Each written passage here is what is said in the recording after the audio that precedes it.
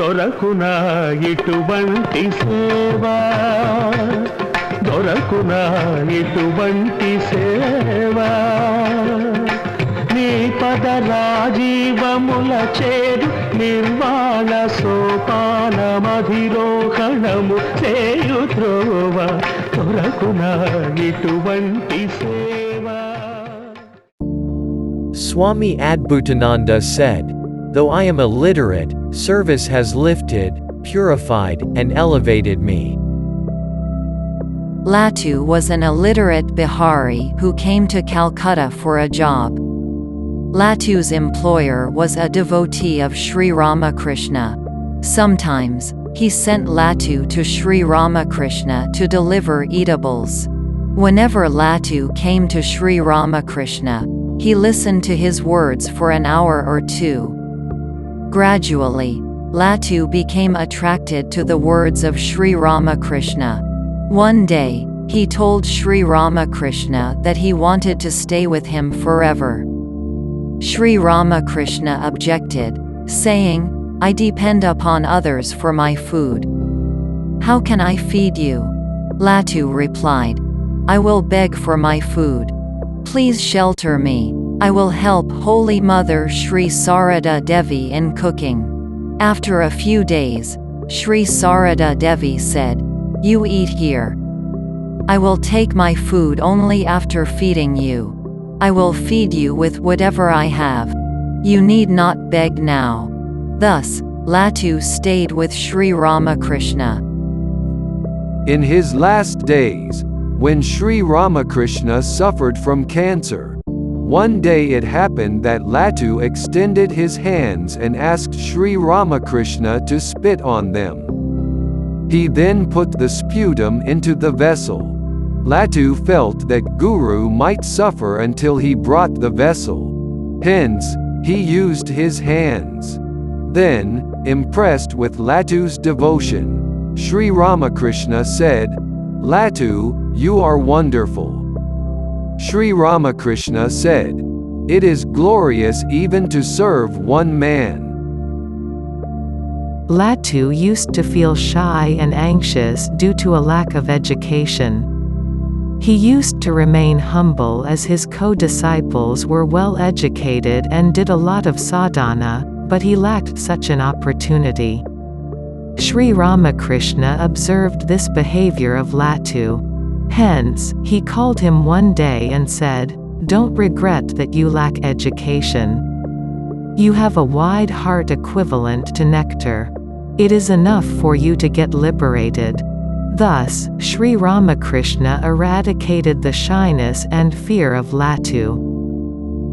When Sri Ramakrishna offered Latu saffron clothes to accept sannyasa, Latu rejected the same. He said, "Once I become a monk, people keep asking me questions. But I am an illiterate. How can I answer their questions?" Sri Ramakrishna said, "You can answer them. Accept sannyasa and become a monk." Later, Latu answered the questions of spiritual aspirants only from his experience. Whenever any discussion arose concerning any doubt in the words of Sri Ramakrishna, Latu used to express his opinion only out of his experience. Of all the others' views, Latu's opinion used to be very close to the truth and also matched his guru's intention. All of them used to adopt Latu's opinion. Latu had steadfast faith in Sri Ramakrishna. He also served him a lot. Therefore, Latu got liberated first, compared to others, due to his faith.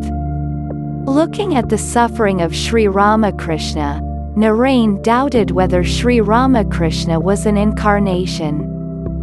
However, there was no deficiency in Latu's faith at any point in time. Once, Latu told Sri Ramakrishna, "Don't give me a birth again. I will fall back into Maya." Sri Ramakrishna replied, "Latu, though you may get liberated, whenever required, descend to Leela and ascend to Nithya."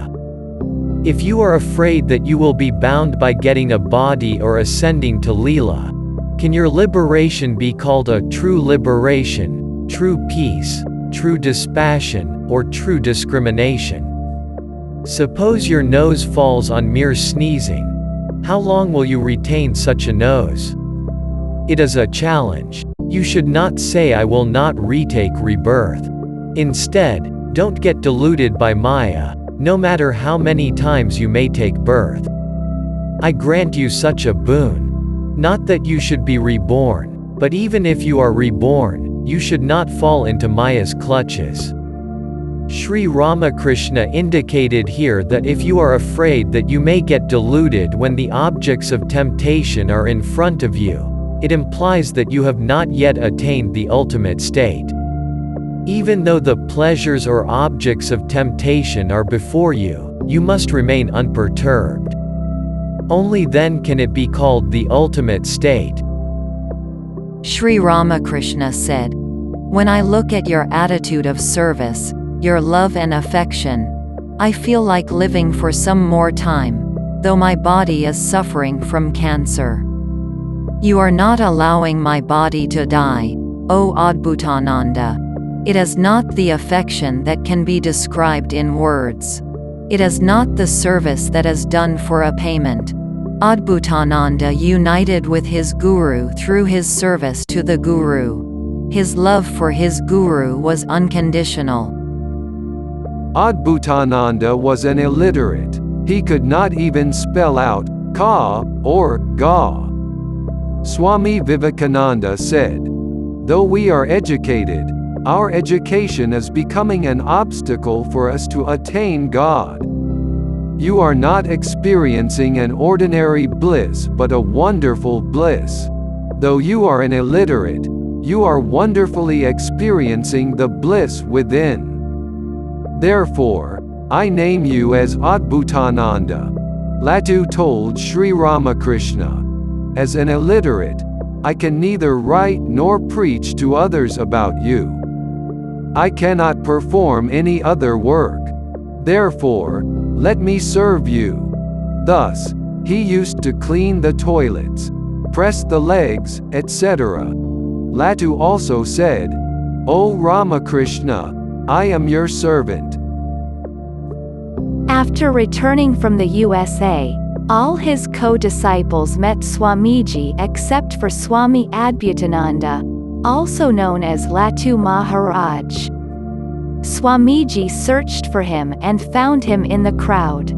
When Swamiji called him near and asked him why he stayed so far, Latu said, "As you attained name and fame, I felt you might have forgotten me." Swamiji replied, "You are my Latu, and I am your Narain." దొరకునా ఎటువంటి సేవా నీ పద రాజీవముల చేరు నిర్వాణ సోపాన మధిరోహణము సేయు త్రోవ దొరకునా ఎటువంటి సేవా